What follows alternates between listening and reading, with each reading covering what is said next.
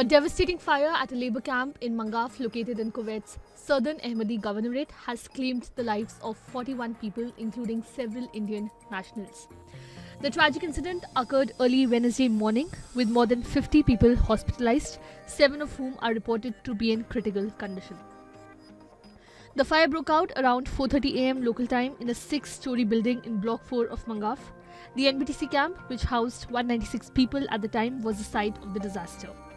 The NBTC group, owned by Kerala native KG Abraham, also accommodated employees working at its supermarket in the ill-fated building. So, how did the fire originate? According to reports from Manorama Online, the fire originated from the room of security personnel on the ground floor, likely caused by a short circuit. The flames quickly spread to the kitchen area where LPG cylinders were stored, intensifying the blaze. As a result, many deaths were caused by asphyxiation, and some occupants who attempted to escape by jumping from the top floors did not survive. Among the Indian victims identified so far are 2 Keralites and 1 Tamilian.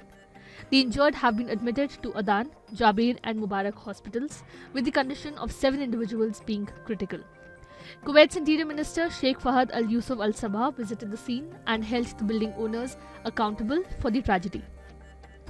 He attributed the disaster to the greed and negligence of the company and building owners, citing violations due to overcrowding. What happened today is the result of the greed of the company and building owners. I have ordered immediate action to address similar violations where a large number of workers are crammed into one residential building, Sheikh Fahad stated. Indian Prime Minister Narendra Modi expressed his condolences on social media, saying, "The fire mishap in Kuwait City is saddening. My thoughts are with all those who have lost their near and dear ones. I pray that the injured recover at the earliest."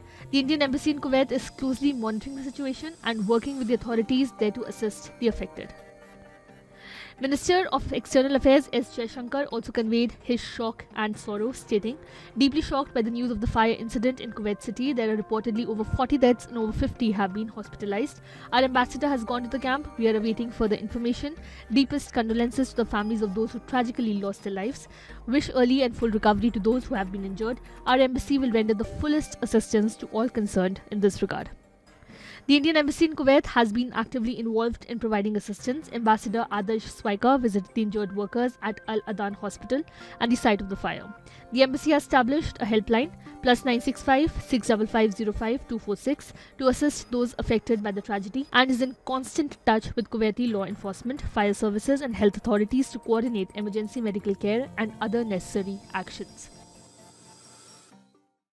Subscribe to One India channel and never miss an update.